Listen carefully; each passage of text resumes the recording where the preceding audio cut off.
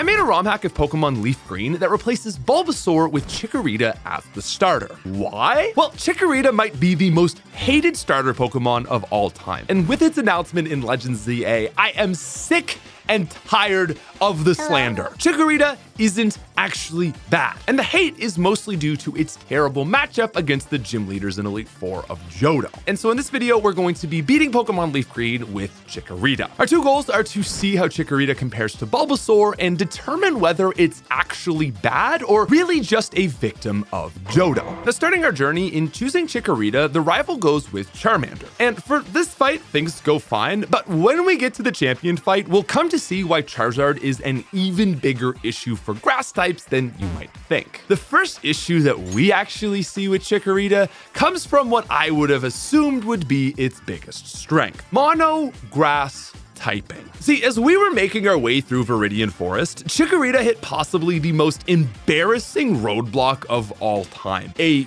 Weedle. Oh god, right? Oh god. Oh god, no, Chikorita! And that wouldn't have happened with the Bulbasaur. That's right. Chikorita actually wiped to one of the weakest Pokemon in the entire franchise. Now, I went into this run assuming that not having Poison type on your grass starter would be nothing but upside. And that's because the strongest and most dominant type in the region is Psychic. But I was kind of surprised to realize just how important of a role Poison actually serves Bulbasaur. Because while Poison makes it weak to the strongest type, it also removes its own weakness to the most abundant type, which is Poison itself. Eventually, we do get through Viridian Forest, however, and Chikorita picks up its first big advantage. And that's because instead of getting the 35 power Vine Whip at level 10, Chikorita gets the 55 power Razor Leaf at level 8. Now, for pretty much any Brock fight, this won't really matter, but the fact that you can beat him with a lower level Chikorita means that theoretically you could put more time into leveling one of your other Pokemon. The main point to take away from this fight, though, is that Chikorita did a whole lot better than it does in Johto against the flying gym leader Falkner. Now, shortly after this fight, we reach level 16 to evolve into Bayleaf and continue doing well outside of struggling against poison types. When we arrive at Cerulean, we go straight to the Misty fight, and Bayleaf with Razor Leaf is just absolutely insane. We've got mid-stage stats, 55 power. We even land a crit on Starmie. Like, a 2-turn Misty fight is absolutely insane. And yes, Ivysaur could do this too, but the big takeaway is that Bayleaf could not do this against Bugsy. And again, had Chikorita been made for Kanto, this would be your first experience with the line. Pretty good if you ask me. Now, one nice thing about heading north to Route 25 is that you get access to Secret Power, which at 70 damage is a really nice upgrade in power for the line. And by the time we get to Surge, Bayleaf is already at level 31. And I knew this would be a clear stomp, so I wanted to run a bit more of a simulation, and I threw in a Bayleaf at level 25 to see if it could solo. It did.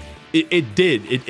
We needed a Cherry Berry to make it happen, but yeah, Bayleaf was amazing with just Razor Leaf against Surge as well. Now, for the Erica fight, I level up to 32, giving us access to Body Slam and then evolving into Meganium. Meganium is a really bad matchup for Erica and overall worse than Venusaur, since Monograss fares really bad against her poison moves. We do manage to win this one with a combination of Reflect and Synthesis strategies, but overall, this is the first gym where you can say that Chikorita just wouldn't be much of a contributor in any context. Fortunately, however, after this is our first and second Giovanni fight.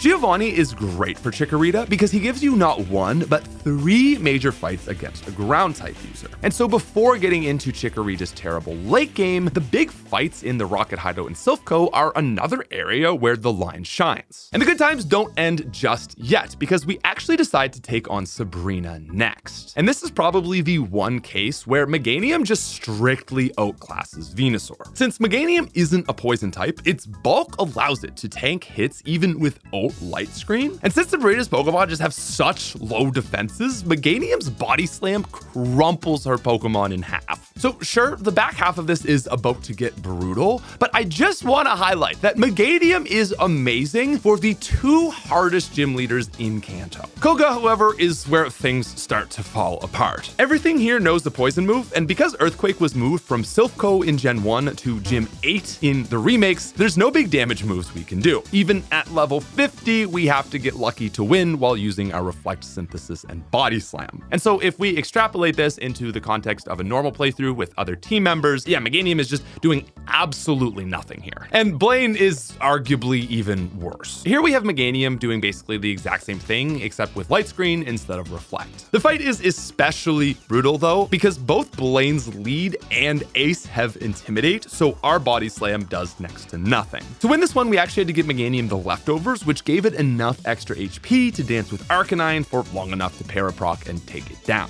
Now at this point, we're now level 57, so Giovanni is an absolute joke. But I want to remind you that the point of this video isn't just to look at its solo performance, but using this playthrough as one example to extrapolate and give you an idea of how it could help out on any team. And so even if you're running a normal team with a level 45 Meganium and 5 other Pokemon, it's gonna absolutely cook here. And that is the Kanto Gym League. As a whole, the Chikorita line proved it's a huge contributor for Brock, Misty, Surge, Sabrina, and all 3 Giovanni fights. And while it definitely can't solo the rival, in a more regular playthrough, it's still great for it because it can tank hits from Kadabra or Alakazam and send back a Body Slam to one-shot it. Compared to Johto, Chikorita has got a bad matchup in Falkner, Bugsy, Morty, Jasmine, Price, the rival, and Rocket Executives, while you only match up good for Whitney, Chuck, and Claire. Now, ironically, in both games, the line is great for the hardest fights, but what's clear to me after this showing is that Chikorita's reputation is a product of its environment. Had it been given a region where it could excel, I think its overall perception would be a lot different. With that said, the question is now,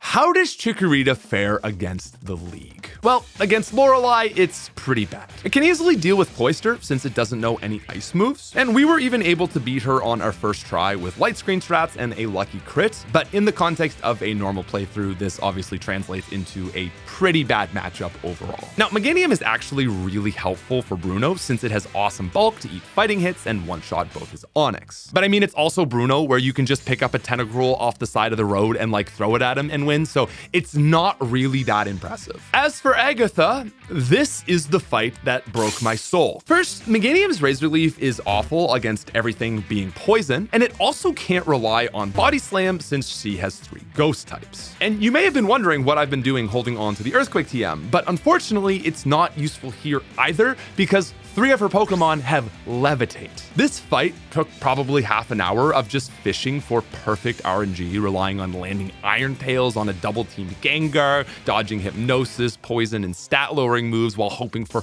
optimal crits and paralysis at an intimidated -1 attack. It was just painstakingly awful. And as any Johto player would know, Meganium is terrible for Lance. Grass is just useless here, so Meganium is once again back to its role of just bulky Paraprocker. And this is really the point where I accept that while Meganium did a very good job, Venusaur is still just more suited to the region of Kanto. Because while Meganium can always go for Body Slam, Venusaur can always just put something to sleep and then Leech Seeded, which makes it useful in every single fight. Now, Meganium has a really bad time against the Johto Elite Four as well, but I think overall we can agree that Kanto is a much friendlier place for the line. And finally, as for the champion fight, this is terrible as well. In a more normal playthrough, I guess Chikorita would be able to one-shot Rhydon and again deal with his Alakazam, but for a solo, it is just bad. I think the most sad part of this fight is that if it were any